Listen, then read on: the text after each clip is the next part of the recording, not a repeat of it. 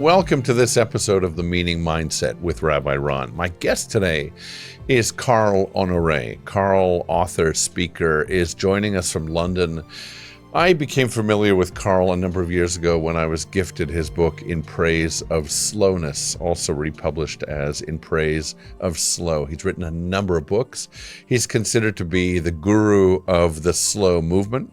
He's also written a lot and thought a lot, talked a lot, TED Talks as well, not only on appropriate slowness, but also about aging. Now, what do I mean by the slow movement? I think what Carl and I do in this episode is take a deep dive into this issue of how we have entered into a phase of life which we might call the cult of speed, a phase of living in all societies in which we are unable to pull the brakes. Well, I think Carl argues that we do have that ability, and we might see it as wisdom to find time to pull the brake lever and then to speed up as necessary and as appropriate, but to find the tempo giusto, the right tempo for the different points and movements and moments and experiences of our lives. Hope you enjoy this episode.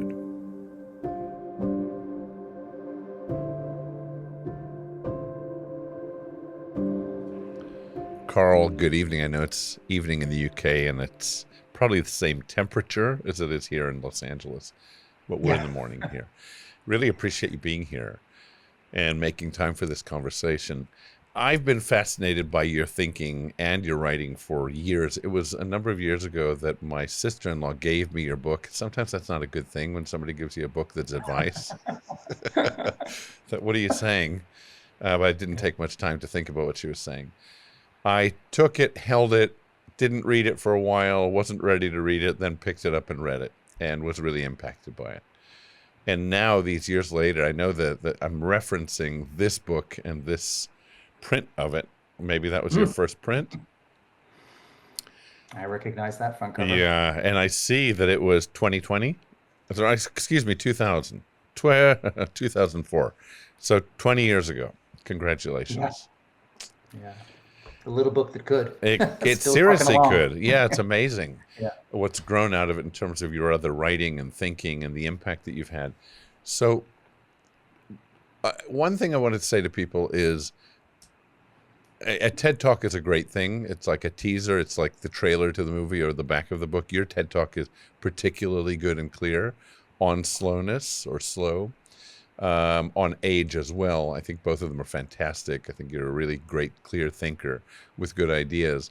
The book is worth reading. It's not just enough to have the quick version, get the video version while you're driving somewhere or on the train. Take time over the book, time being of the essence. Do me a favor, do us a favor if you don't mind, just set the premise of your thinking and of the slow movement. Well, it's probably helpful, I think, to kick off by saying what the slow movement is not, right? So when we talk about slow with a capital S, we don't mean doing everything very, very slowly. That would be absurd. It would be preposterous. I am not an extremist of slowness. I love speed, right? Faster is often better. We all know that. But not always. And that's the key to unlocking this slow creed or this slow philosophy. It's about doing things at the right speed. Musicians have a lovely term. They talk about the tempo giusto, the right tempo for each piece of music. And that kind of gets at what slow is all about. It's about understanding that there are times to be fast, but there are times to slow things down as well. And then to play with all the different rhythms and tempos and cadences and speeds in between. It's about relearning the lost art of shifting gears. But if you dig a little deeper, I think slow with a capital S is a mindset. It's about being present and in the moment. It's about doing one thing at a time. Ultimately, for me, slow is about doing everything not as fast as possible, but as well as possible, which, let's face it, is a very simple idea, but at the same time, an immensely powerful one. Because if you arrive at each moment thinking, how can I live this moment fully? How can I make the most of this moment by giving it the time and attention it deserves? Then everything gets better from the bedroom to the boardroom and everything in between, which is why, I first started putting this idea out there, as you say, a couple of decades ago. The slow movement has, and I would say even more recently, has been growing fast. People are hungry for it. The time has come. We're bumping up against the limits of what we as human beings of the planet in general can take in terms of speed. Let me read something just to amplify what you just said. Just I think it was from the introduction to the book, and I had a bookmark in it, and it's not here. Here it is. So you write in the intro, you say, before we go any further, though, let's make one thing clear. This book is not a declaration of war against speed, which you've just said. Speed has helped to remake our world in ways that are wonderful and liberating. We can think of countless ways in which that's the case.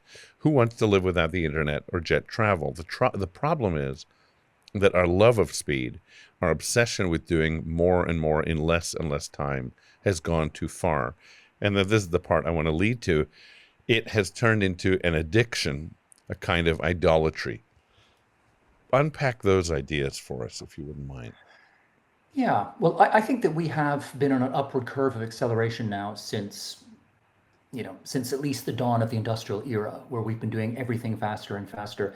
And you could argue that for most of that time, the speeding up, the general speeding up in the culture was probably a good thing on balance. But I think in the last 15, 20 years, the dial has swept in the other direction.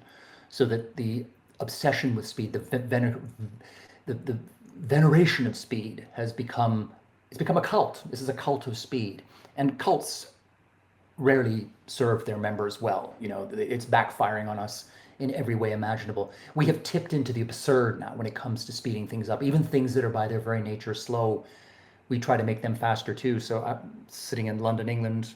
Here, a few streets away from me, there's a gym that offers an evening course in speed yoga, for people who want to salute the sun, bend their bodies into the lotus position.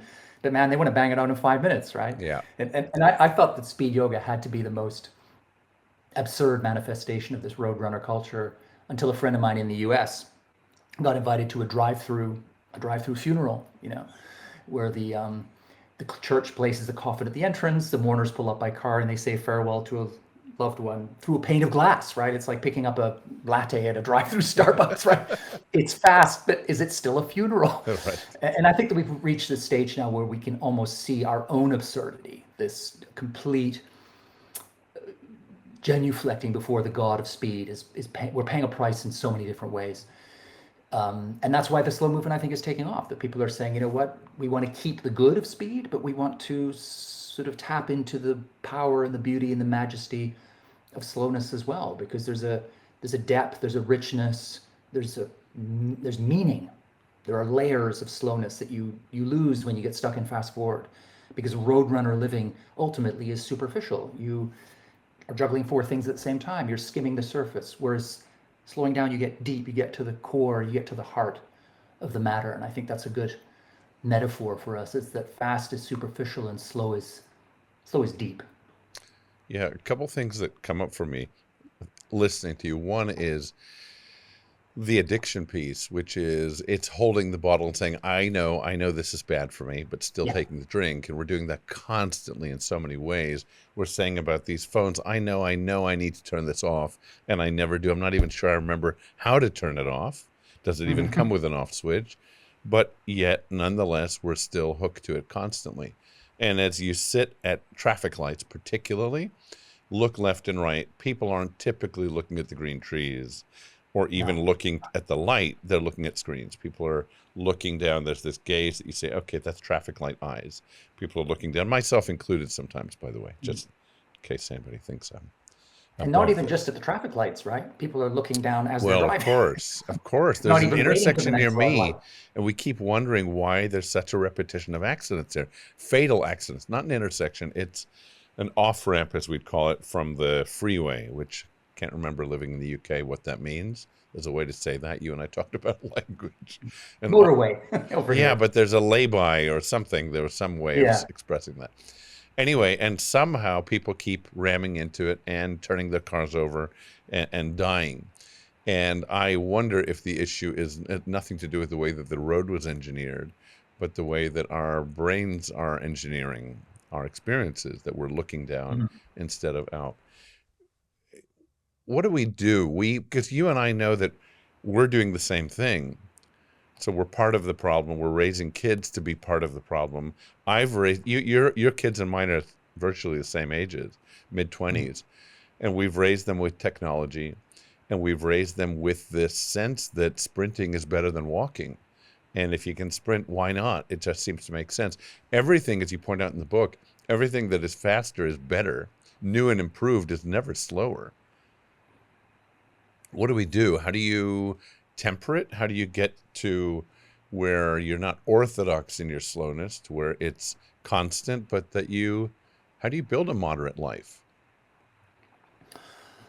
Well, you build it slowly, first of all, right? I think one of the ironies today is that people are so impatient that they even want to slow down quickly, right? So you do find the scenario where people think, well, I've read your book or I've saw your TED talk and I thought I need to slow down. So they sign up for yoga and then they run across the street to do some meditation and they drive home very fast to cook a slow food.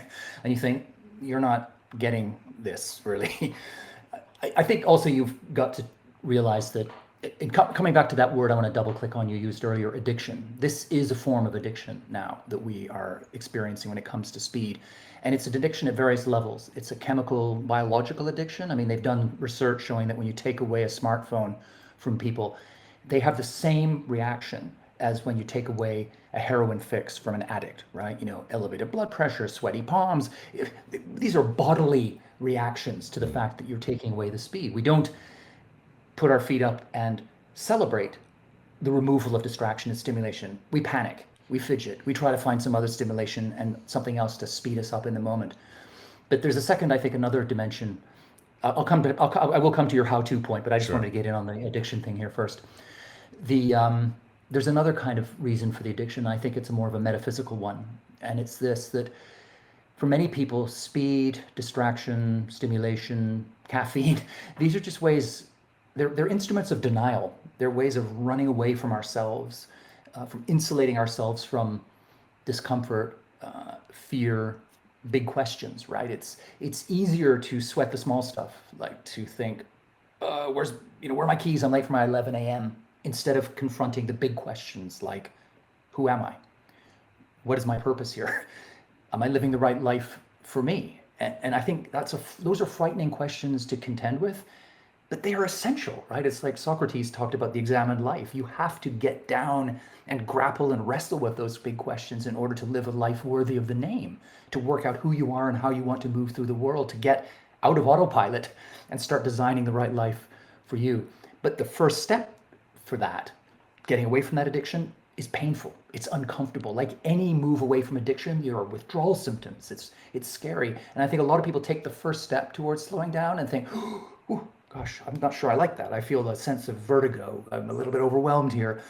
I'm seeing things that I haven't really thought about for a long time. I just want to bury that. So they go back to the speed. You need to stick with it, right?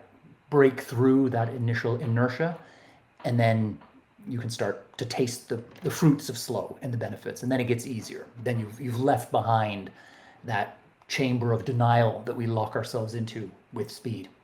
So, picking up the question of how to, right? I mean, that's a massive question. There are so many things that we can do. I've just published a book called Slower: 50 Ways to Thrive in a Fast World. So there are many things we can all do to build a slow life with a capital S. I'll just give you a couple off the top of my head here. The first is, and this picks up on something we've been talking about up until now, which is doing less, right? We live in a society where we're chronically trying to do too much. The world has become an infinite smorgasbord buffet of things to do and consume and experience, and the natural human instinct is to want to have it all. Sure. But having it all, like the women's magazines tell us, is the same as hurrying it all. So I think you've got to do fewer things. You have to have a kind of triage. So anything that comes in, ask yourself, is this really important? Does this really matter to me? Or is this just fluff? Is this just stuffing that I'm putting into my schedule because I want people to be impressed, or I think people want me to do it, or I'm scared of being alone with my own thoughts?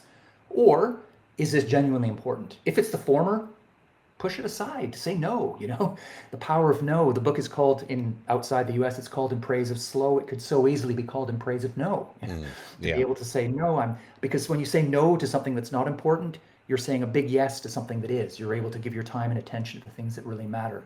So do less, right? Find ways to just reduce, whether that's delegating or saying no or something, so you just create more space and oxygen in your schedule for the things that really matter. So that would be one starting point. I heard a speaker a few days ago at a conference on leadership, and he was talking about the to-do lists that we build and live on. And he said, what about creating the don't list, the to don't list, essentially, which is, he said, if I can align myself with my best values and my best goals in my life and in my work, in my leadership, and even in my day, then surely it means I need to move some things out of the way to get to those goals. I can't do everything. So how do I prioritize my time? If I only get this day, essentially, then how Mm. best do I want to spend it? What do I want to eliminate from that to-do list? Things that strike me about this are, I think I'm especially sensitive to this right now because I have a new family member, a new human on the planet, a granddaughter who's 6 months old. Oh And wow, congratulations. I'm noticing her experience of the world, and I'm seeing what she sees, what she doesn't see. And I noticed that she sees that we have mobile phones, cell phones as appendages. It's like she'll Mm. see people with hearing aids and with glasses and with phones as that's what people need. And that'll be for her parents to work out how to manage that. But I also am thinking about what are we modeling for her in terms of priority and pace and mindful attention to one another. She right now is at this point of being all about relationship and bodily needs, right? She needs food, she needs sleep, she needs to be cleaned, but she needs attention, loving attention. She's getting more than one human's worth of it. But it's Mm. really the stuff that matters. It's that eye contact, looking at a baby of months old and seeing she's watching, she's looking for exchange of love, of energy. And we're rushing past those things all the time. The oxytocin experience of love that we know comes from eye contact and from touch, we're told. Well, we're not getting that if we're looking at screens. Even if it's a screen-based loving relationship, it's not giving us the same. Our body biologically, physiologically isn't having the same response. So I know it's efficient to have screens. I know it's efficient to bypass real slow experiences that take time, but at what cost to us as people and as Well, people then going out into the world with other people? yeah, I mean, I think it's a false efficiency. It's an illusion. It gives you the sense that you're getting stuff done, you're getting more done, you're getting it done faster, so that must be good, right? Right, Wrong. Because you're not getting it done at all. As you've just said, real, genuine, deep, tidal human connection is based on two things that we really struggle nowadays to give to each other. One is time, the other is attention, right? Like eye contact, touch, those things you cannot accelerate. You cannot accelerate human relationships, right? This is one of the things that these days, just think about it. You can't make someone fall in love with you faster because you want to get married in June. right. You can't forge a deep, abiding friendship in a week because you need someone to backpack around Asia with you. You can't download Team Spirit from Amazon for your company. These things take time, and they only come to fruition when people slow down and are together, in those moments present with each other. And that's especially true with small children. I mean, that's how a baby navigates those early months. That's how he or she makes sense of the world around them. It's how they develop. It's how their brains are sucking up all the stimuli and understanding the world around them is through our attention on them, right? And yet, what are we doing? We're kind of half there. We're sort of partly there. We got a hand on a screen. We got an eye on the phone, and you don't get those moments back, right? And I don't think it's any surprise that we live in this weirdly paradoxical moment in human history where we're more connected electronically than ever before, and yet we are more lonely in many ways than ever before. I mean, loneliness epidemic. You just Google that, and you find it across the planet. People just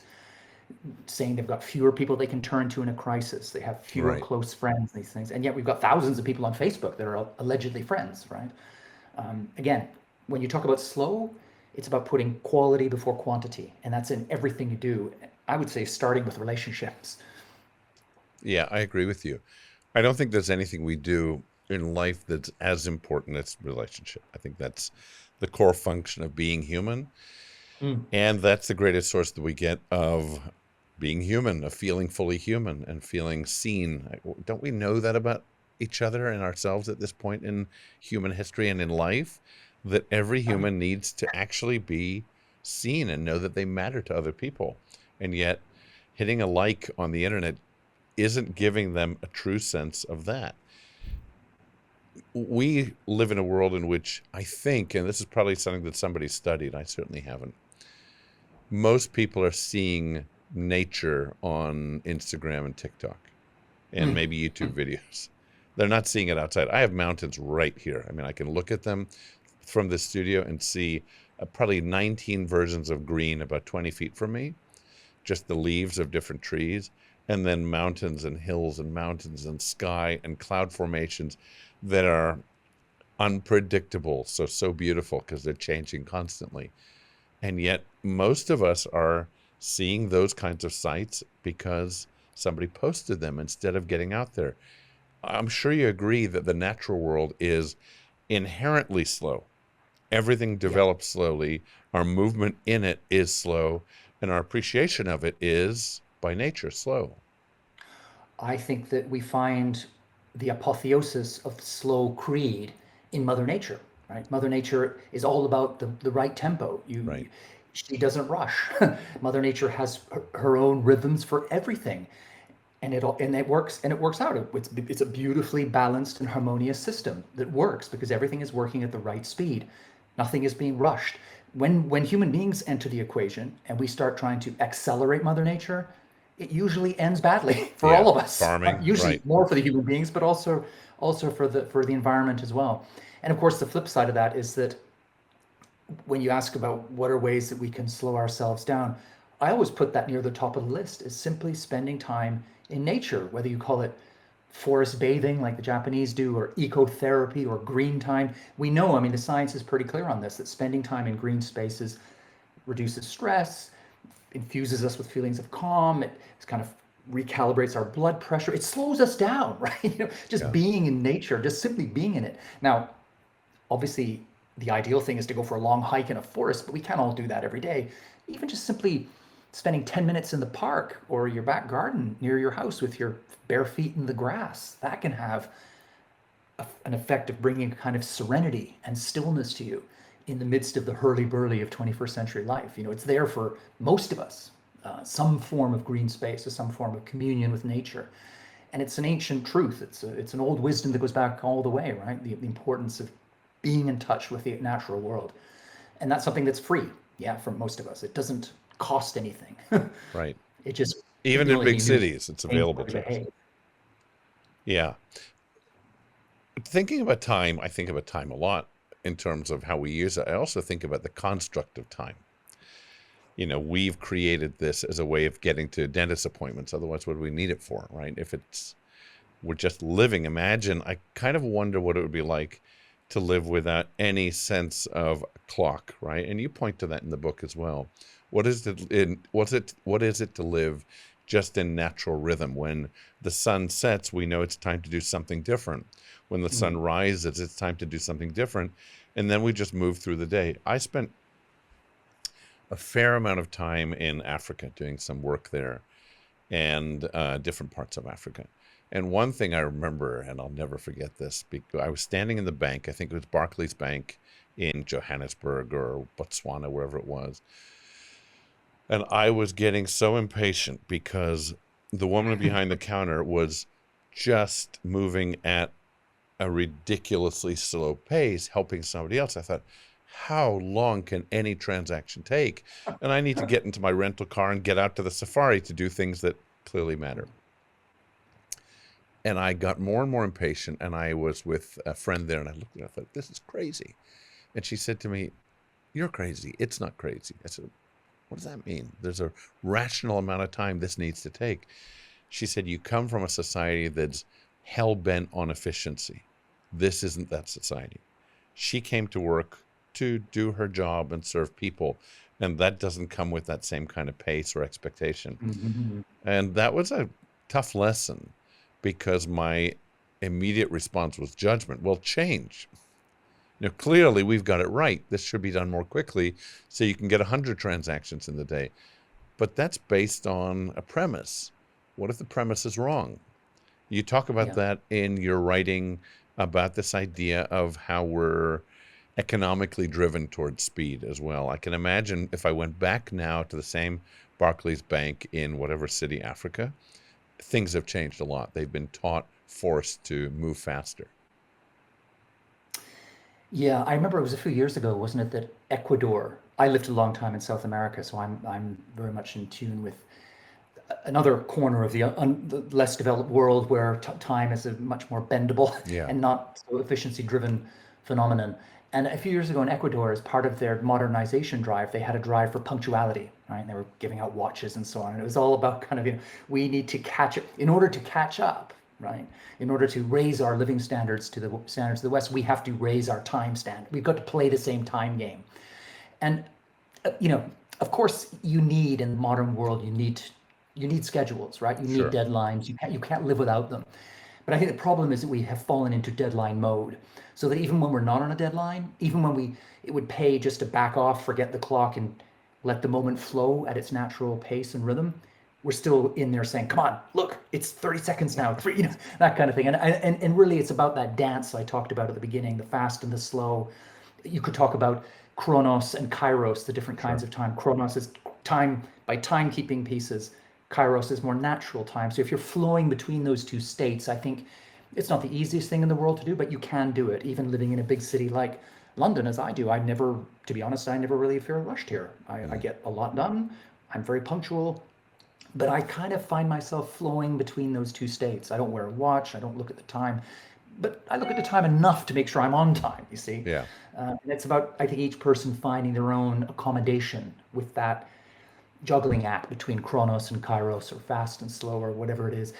When you were talking about Africa, I think this is a proverb that also comes from Africa as well, originally somewhere, that a local person said to a colonist back at the colonial days, you people have the clock, we have the time. Mm. And I think that kind of gets it, that weird paradox about time, that there's a great Italian proverb that says, man measures time and then time measures man. And that's often what happens. As soon as we start dicing up time into smaller and smaller chunks, time flips the tables on us and starts controlling us, so that we become slaves to the clock as well. So a big part of this slow culture quake is revamping that relationship with time and creating something more fluid and maybe even messy and hard to measure, right? Which is hard in a society that's obsessed with metrics and numbers and graphs and spreadsheets, right? Right. Right. Let's face it, all of those things I've just listed are pretty dehumanizing, right? They squeeze a lot of the joy out of human life. We need them, they're tools, but when they start to become a blanket lying heavily on every corner of our lives, that's stultifying, and that starts to dehumanize us. And I think for me, slow is about rehumanizing us, right? It's getting us back in touch with human rhythms, natural cadences, so that we can live fully, right? We can live as we are meant to live, Right. even Let, with our iPhones. let's talk food because that's something we love. One experience that I had that I'll never forget was my wife and I spent time on a tiny island connected by a bridge to southern Sicily, and it's called Oh, Ortigia. I don't know if you were ever there or oh, know. I've heard of it. Yeah, yeah, I've never been there, but I have heard of it. Yeah. Amazing. Oh, And we were there for weeks at a time. So we would go to the market and buy our food and come back to the house and make our food, which is already a slower experience than, mhm. moving quickly through food, through eating and preparation of food. There was certainly no opening a freezer for a meal. Not that we typically do that anyway. But one thing I remember, we went to a little restaurant in one of the windy little pedestrian roads, and there was a sandwich board outside, and it said on it, "No tourists." I thought, okay, I think I'm going to at least go through the door. We've been here 3 weeks, and it's our second trip. Maybe we bridged. We're not quite tourists anymore. Earned the right. And it's a little beautiful place. And I sat down, my wife and I sat down, and this woman came over, not in English, in Italian, and said, "Listen, if you're in a hurry, this is the wrong place." And I thought, oh, this sounds really appealing. She Yeah. said, "We're going to make everything for you from scratch, including the pasta. So please don't be in a hurry. If you want to take time here, that's fine. But if you're in a hurry, go somewhere else." So we said, this Huh. sounds perfect.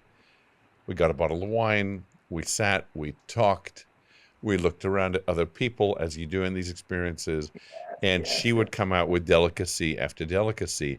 And the meal that at another restaurant might have taken 25 minutes, 35 minutes, probably took a couple of hours.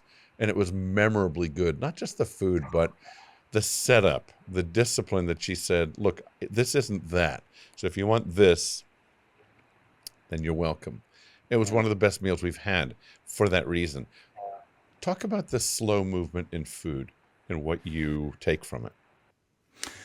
Well, I don't think it's any surprise that the first slow movement within the bigger slow movement that really got traction was slow food, right? Which, because food is just so universal, it's something we all can respond to and we all understand. Slow food started in Italy in the late 80s, early 90s as a reaction against the arrival of McDonald's on the Spanish steps in Rome, the barbarians inside the gates. It was time to fight back. And it was funny because all the sort of gastronomes and journalists and cultural protectors in Italy put the slow word up for the first time ever, I think, and said, we are slow and we're proud of it. You know, slow is good. And they planted the flag of slow. And then since then, of course, we now have every kind of slow movement you can imagine, from slow sex to slow medicine, slow education, slow technology, everything. But let's go back to food. Slow food, I think, in its essence, is a very simple idea. It's that you give food the time and attention it deserves, right? So that starts on the way you cultivate it on the farm, how you process it or get it to market, how you buy it, how you cook it, and how you consume it, right? It's about cooking, cultivating, and consuming at a slow pace. And there's something I think that's there for everyone, really. No matter how long you've spent nuking your palate with ultra processed food, I think if you sit down to a meal like you described there in Ortigia, with a little old lady bringing out local delicacies whipped up in the moment in the kitchen behind the rickety old door, you're going to taste it. You're going to feel that sensory, that sensual pleasure right from the word go.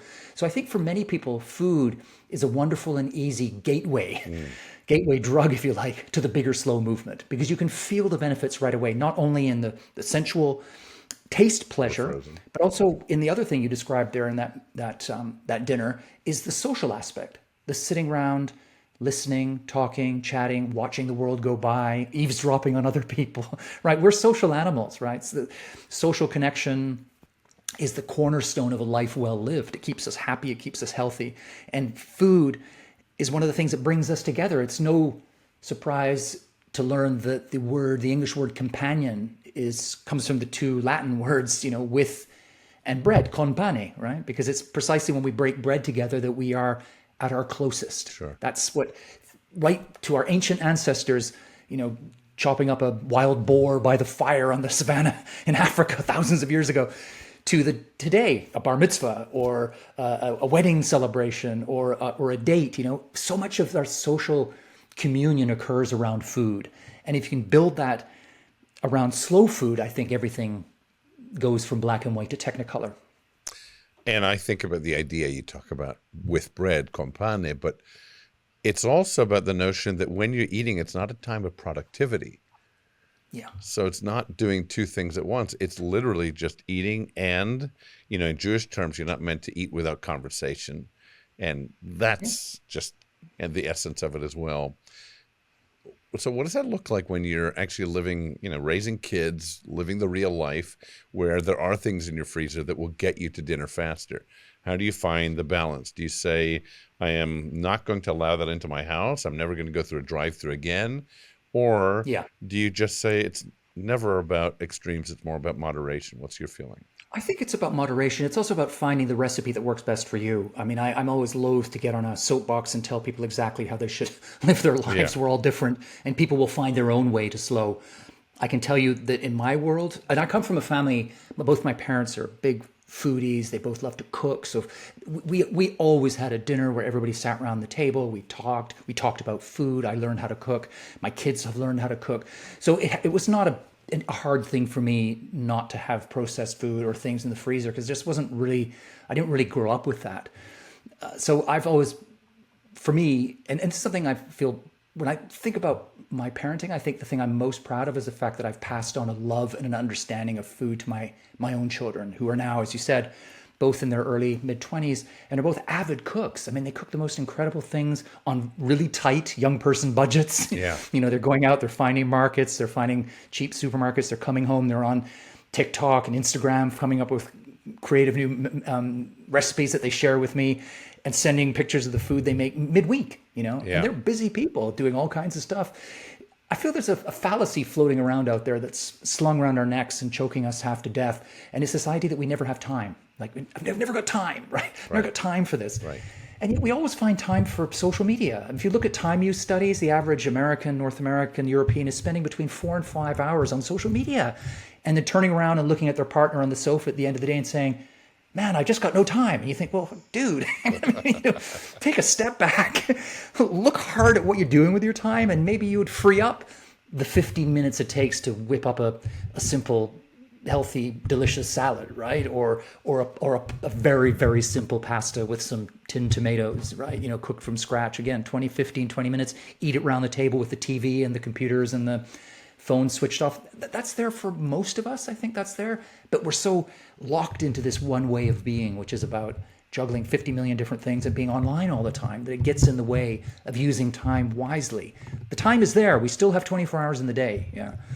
It's what we do with those hours. And I think a good place to start is with food, is reclaiming slowness with food, because that's such a nice launch pad to slowing down in other corners of your life.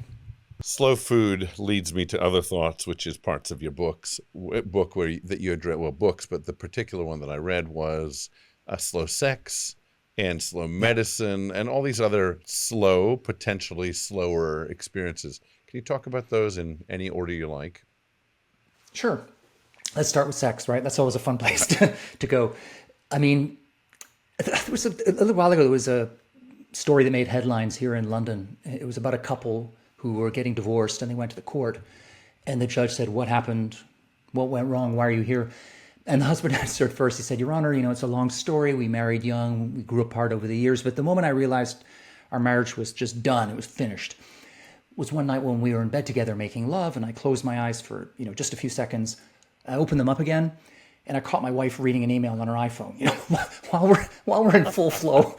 Now, there are obviously two conclusions we can draw from that news story. The first is clearly that the husband in question, I reckon that guy needs to brush up on his bedroom technique a little bit.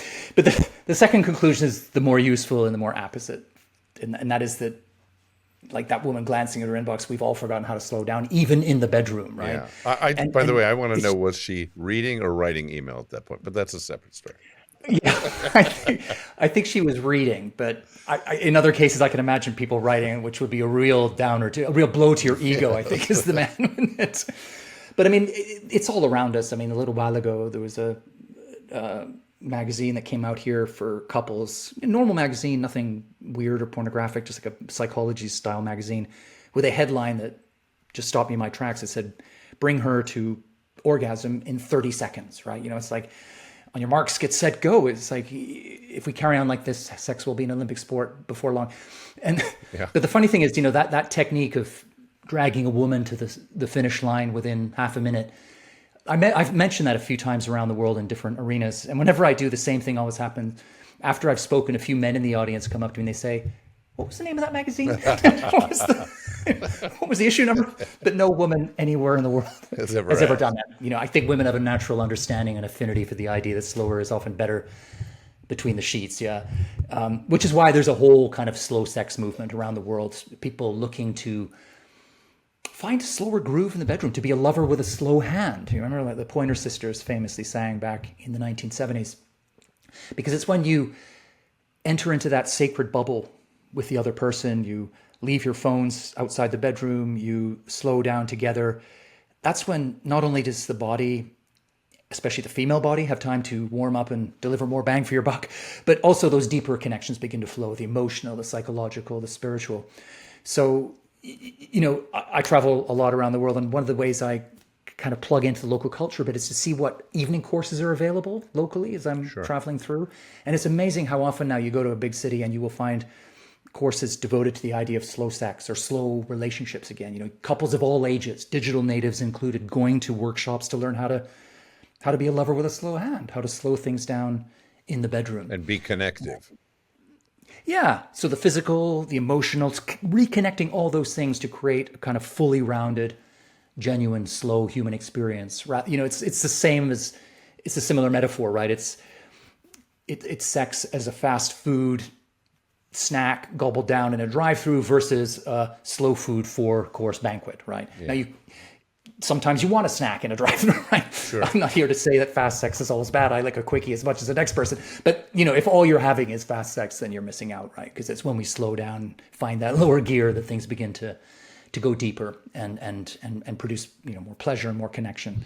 So I think particularly, it was interesting during the pandemic that a lot of, especially women, were saying that, because people were confined to home and you couldn't go out, and that the whole sort of Tinder hookup culture got a bit of a shakeup. And a lot of women were saying, it's really nice because now the men have to talk to me, right? We don't just sort of hook up and bang, we meet in a bar 5 minutes later, because you can't meet in a bar. So you have to have conversations. You have to get to know each other. You have to seduce. You have to charm. You have to turn up as an interesting and engaging person. Yeah.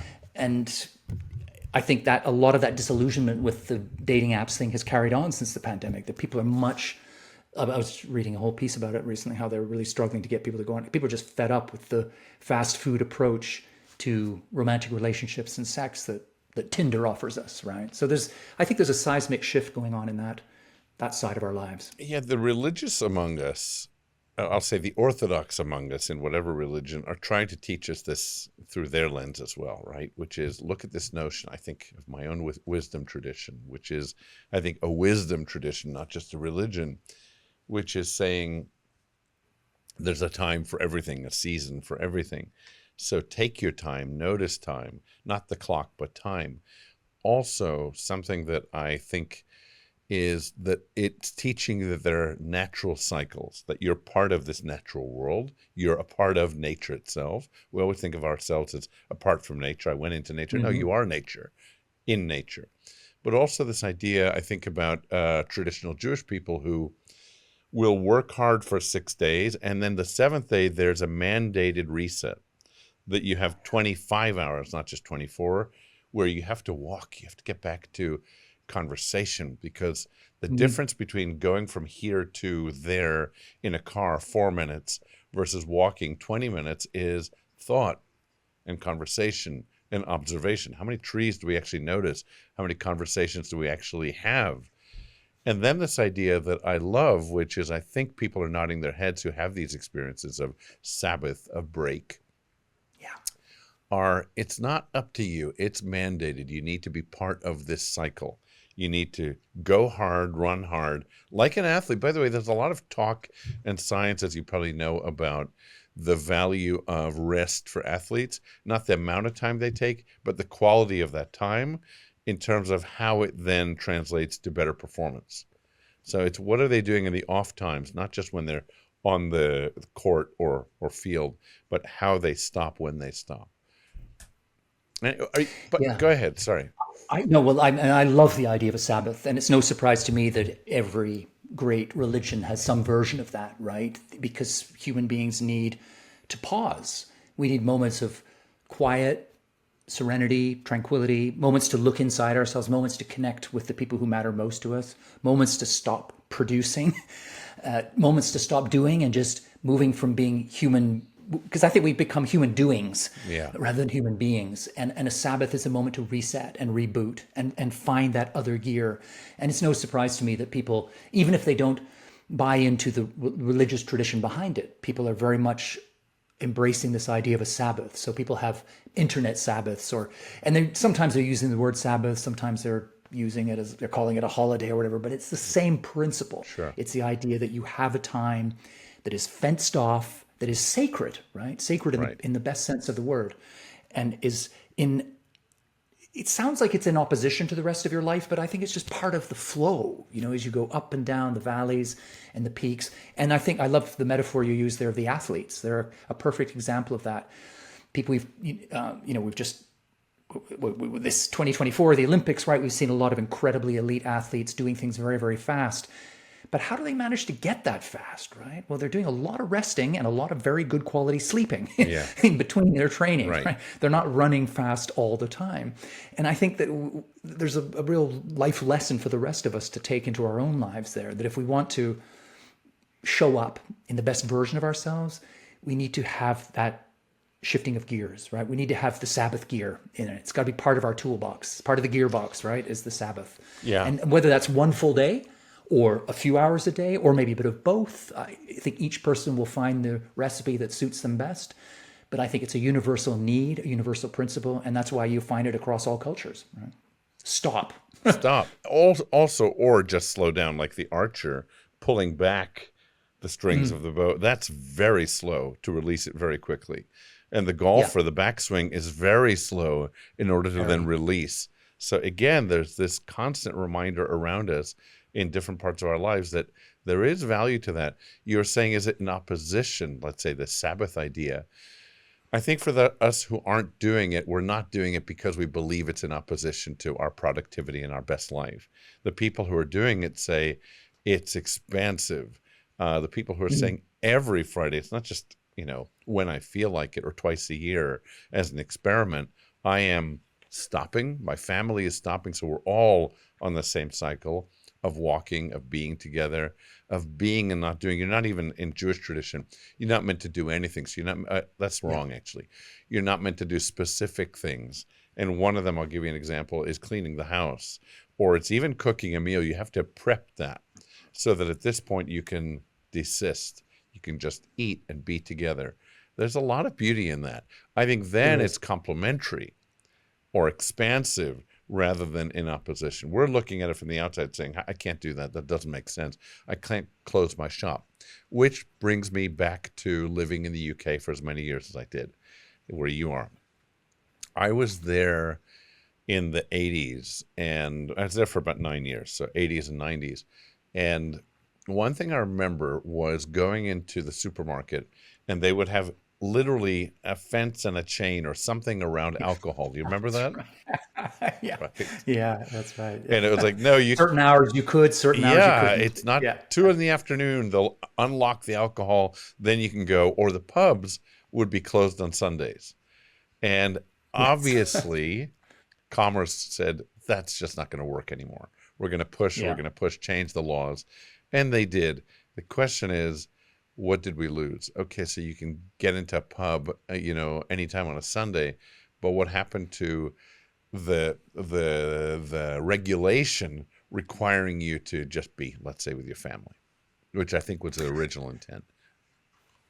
Yeah, it's a tricky one, that, because on one hand, I can see the benefit of loosening things up and deregulating. Of right? course. So you give people an open playing field. If it suits you to go shopping at 3 a.m. on Tuesday or do some work at, noon on a Sunday, that's fine.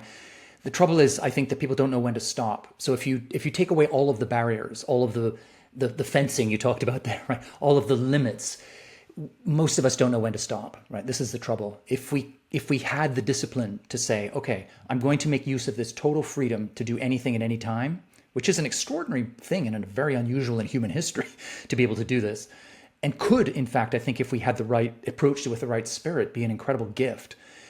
We could find ourselves using time much more sensibly in a way that's healthy and slow. The trouble is we don't. Right. We do the work at 4 a.m. and then we're up at 5 a.m. on Amazon, and then we just find ourselves on this hamster wheel of doing more and more and more, which feeds into turbo capitalism, which is all about the bottom line and GDP growth and stuff. So we create this idolatry around the idea that the economy must be constantly expanding. People must be shopping more and more. Otherwise, we're a failed state.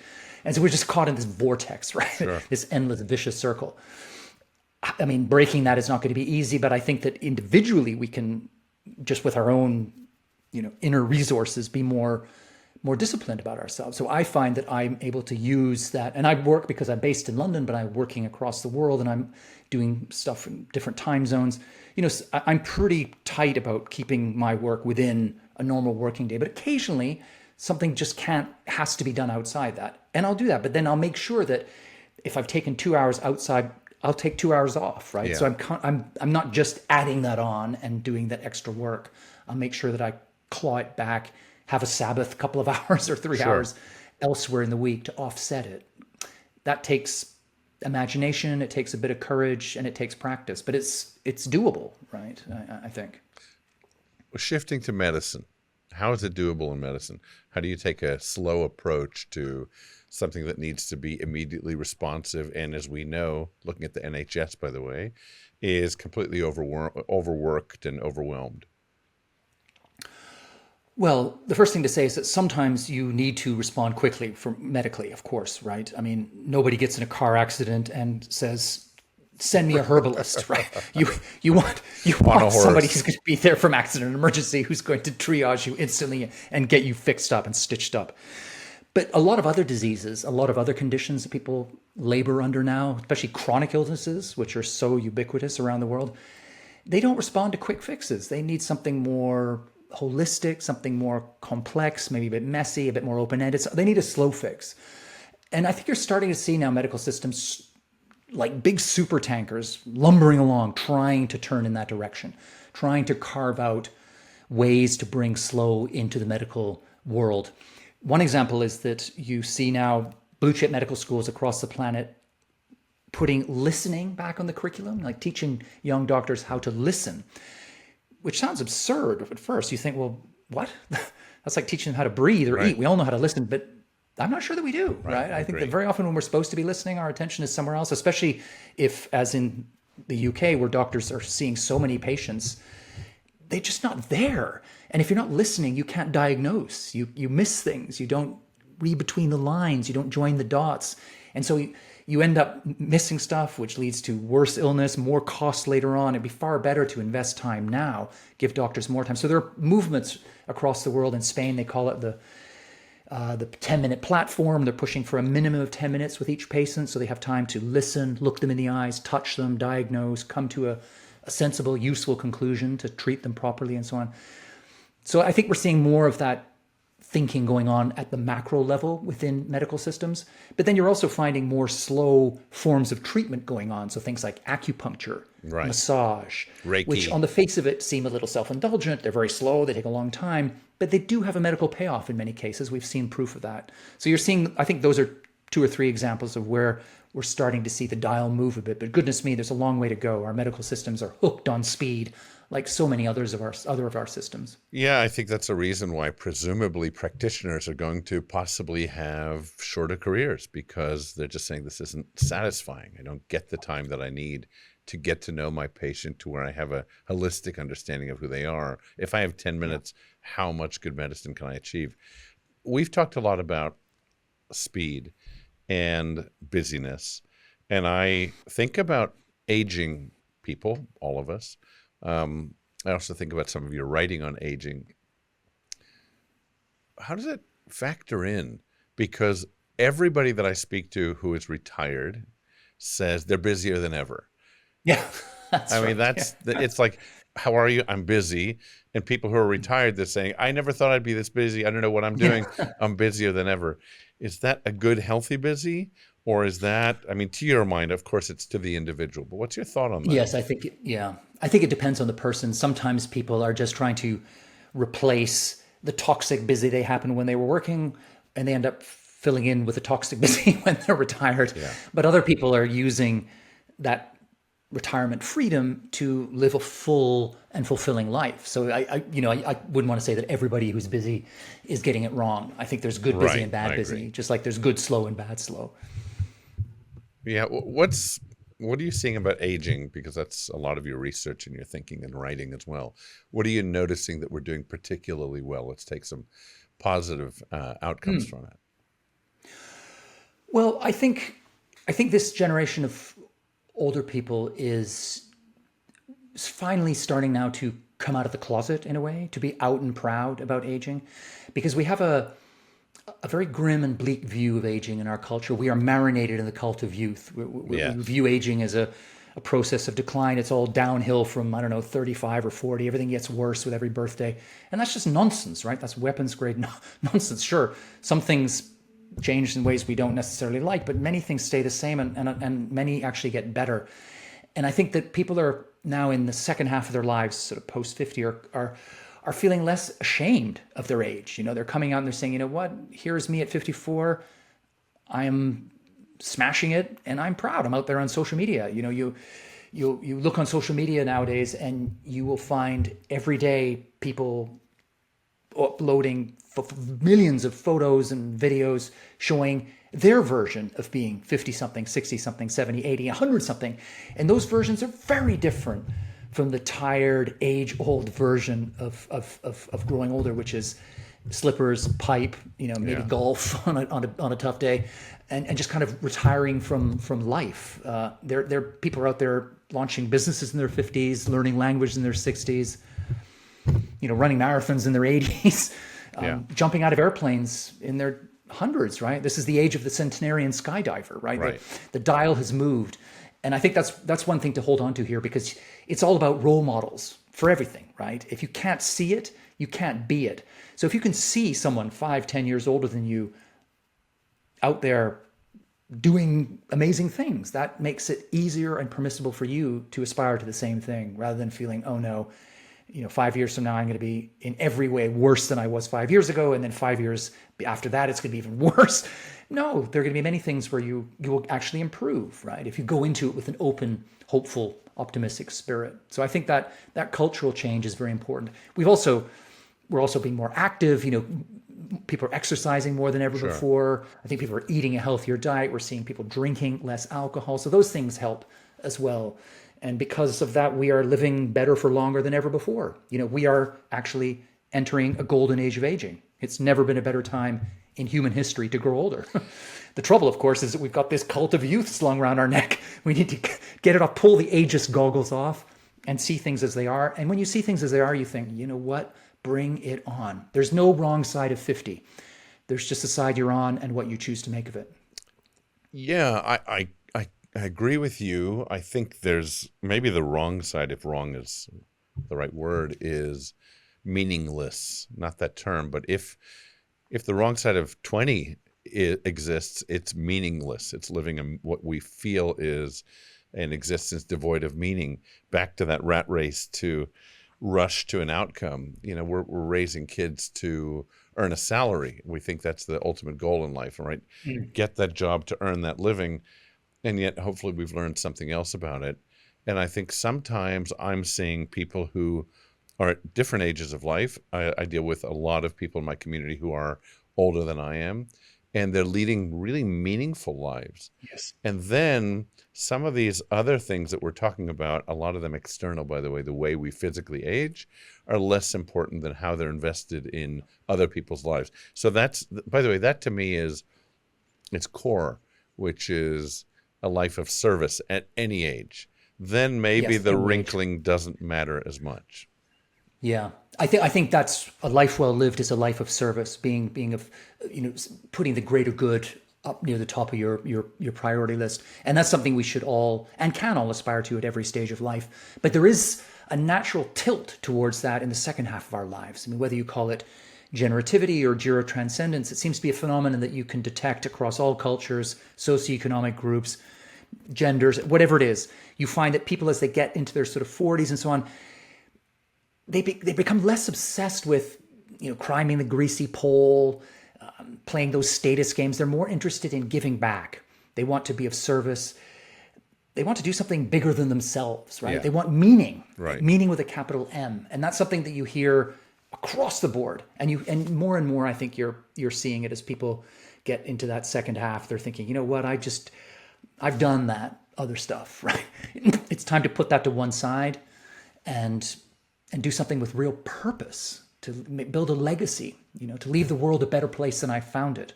And that's such a wonderful, beautiful, noble sentiment to have. It's one we can have at every age, but I think one of the benefits and advantages, unsung, of growing older is that we find ourselves tapping into that more easily. Not least because you know yourself better.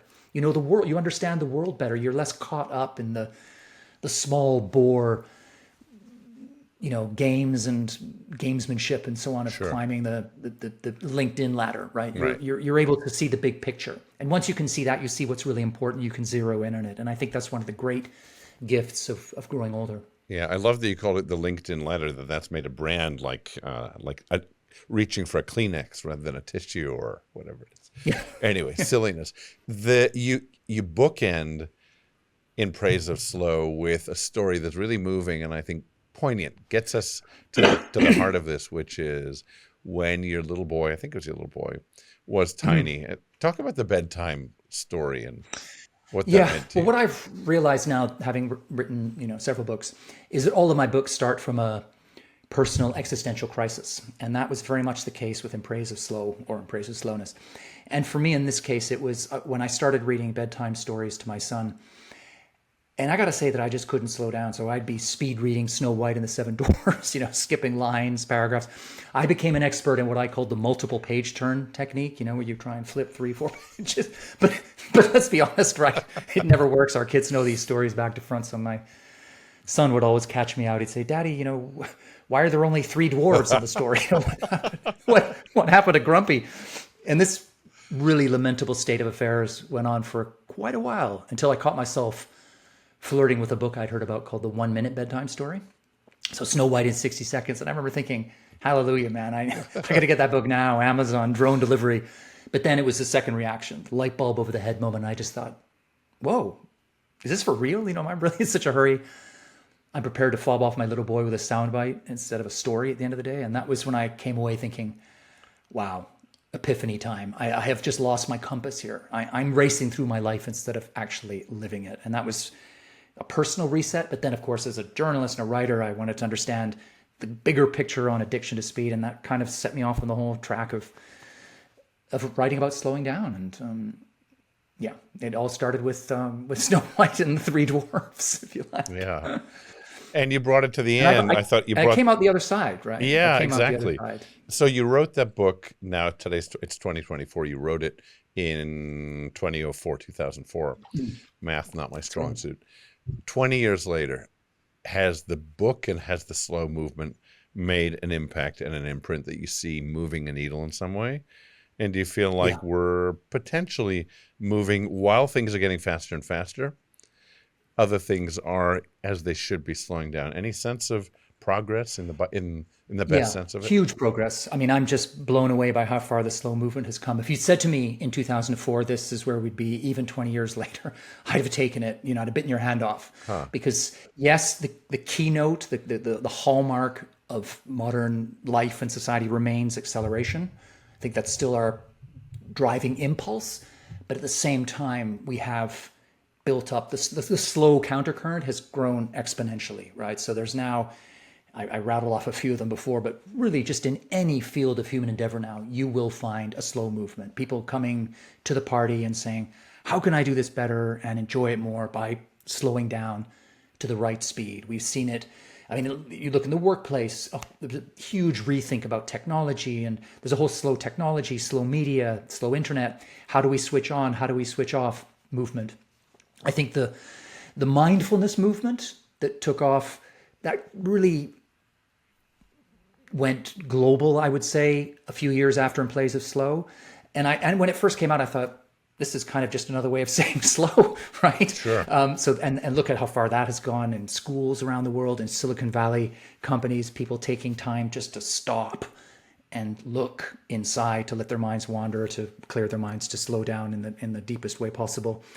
We've seen a complete rethink about, thanks to the pandemic, working remotely, working from home, people finding they're able to build a lot more slow into their lives because they're not having to commute 5 days a week. Maybe it's 3 days a week now, or 4 days. And so there's a bit more time opening up in people's vistas.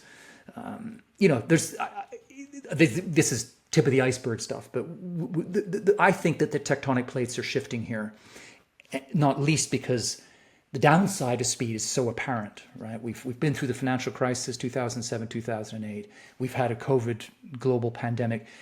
We're bumping up against the limits of what the planet can take in terms of speed. I mean, look at what's happening with environmental and climate change and so on. So I think we're getting to that stage where it's pretty clear that slow, I think when I first started talking about slow, I've had a little sense of being almost a voice in the wilderness, Sure. and now I don't feel that, right? People have written, I mean, books. A book came out earlier this year from Cal Newport, well-known, right, called Slow Productivity. That wouldn't have happened 5 years ago. People using the lens of slow to do things better, right? It's just happening everywhere. And so I'm more optimistic now than I was, 10, certainly 20 years ago. Wow, what a great thing to say in 2024. That's fantastic. So am I as it happens. But Tough year. yeah, It's a tough year, this one. it is. It's hard to keep the optimism fires burning, but you have legitimate reason for optimism. Carl, thank you so much. I'm not a fan of tattoos, but tempo giusto, I don't know how many letters it would be, on the knuckles would be a good one to look at every day. Or maybe... I know that's 10 knuckles. Is it 10? It with tempo giusto, yeah. Yeah, you may have hit him one. I'm not much of a tattoo We're man going to see a myself, trend on Instagram now. It beats love and tempo hate, giusto. doesn't it? Right? Yeah. Exactly. Yeah, thanks so much. It's just, I've admired you for so long, gained so much from your writing and watching you as well. But now this conversation has been really enriching. Thank you. Thanks for making It the has time. been for me too. Thank you so much. I've really Pleasure. enjoyed it from start to finish. Thank you very much. Of course. Our producer and editor is Jonah Lee Paz. Our musical theme is composed by Amotz Plessner. And our logo, graphic design by Janice Rudnunski. Find us wherever you find your podcasts.